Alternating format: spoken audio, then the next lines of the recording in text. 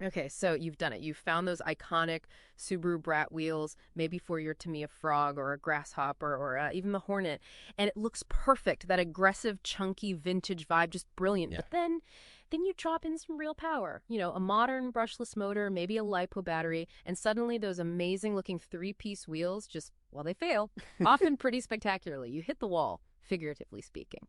So, our mission today in this deep dive is to figure this out. We need to get past just being frustrated, right? We'll look at why that classic glueless design gives up under speed and stress, the physics of it, and more importantly, we're going to give you the two key things, actionable things you need to do to keep those tires on the rims reliably. Yeah, and it's fascinating because it's not really a flaw in the original design, is it? It's more of a mismatch, a fundamental one. That three-piece bead lock, back from '83 with the Brat kit, it was all about convenience, scale looks, easy tire changes, no mess. It was perfect for the standard silver can motor, the RS540. Yeah. Low power, low RPMs. It was never designed to contain the kind of, the huge centrifugal forces we get from modern setups. That wasn't even on the radar. Okay, let's unpack that. People see this tire ballooning, right? Where the tire stretches out, gets thin in the middle, looks ridiculous, like a pizza cutter. What's actually happening there? What's the physics? It's pure inertia. Basically, every bit of the tire's mass wants to fly outwards as it spins. And the key thing to remember is the formula for centrifugal force. It involves velocity squared, v squared. Ah, right, squared. That's the kicker. It's not linear. Exactly. That's the surprising bit. You double the RPM, maybe going from that old 540 at, say, 14,500 RPM, up to something like a Tamiya Superstock BZ, which is, 26,500 RPM? Yeah, nearly double. Right. So you'd think, maybe double the force? No. Because of that squared term, you actually quadruple the outward force on the tire. Wow. Quadruple. Okay. Yeah.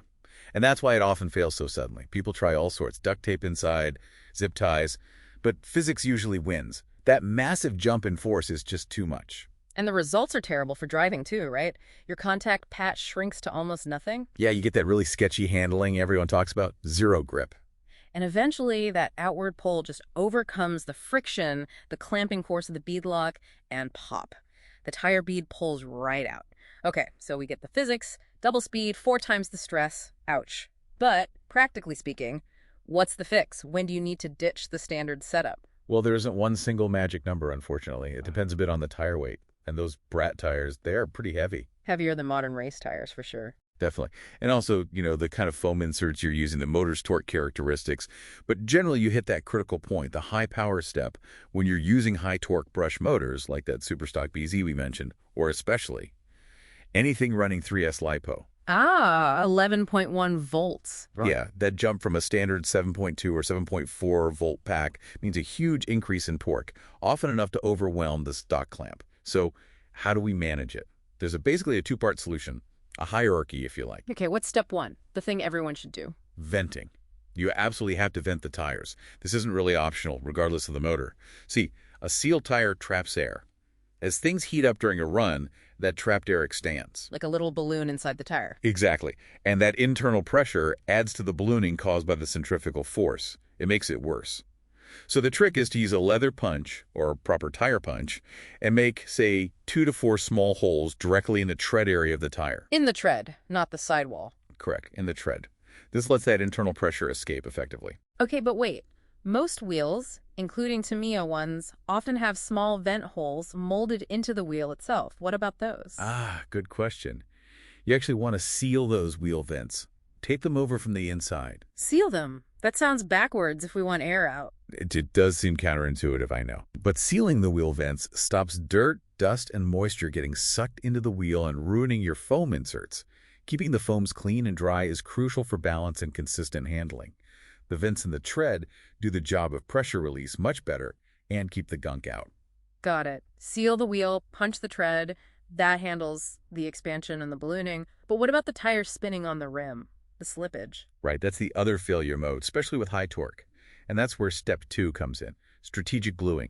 This is for when you're running those higher power systems we talked about, the hot brush motors or any 3S LiPo setup. The sheer rotational torque can just overpower the mechanical grip of the bead lock, and the wheel hub spins inside the tire. You hear that awful screeching sound. Yeah, not good. No drive. Exactly.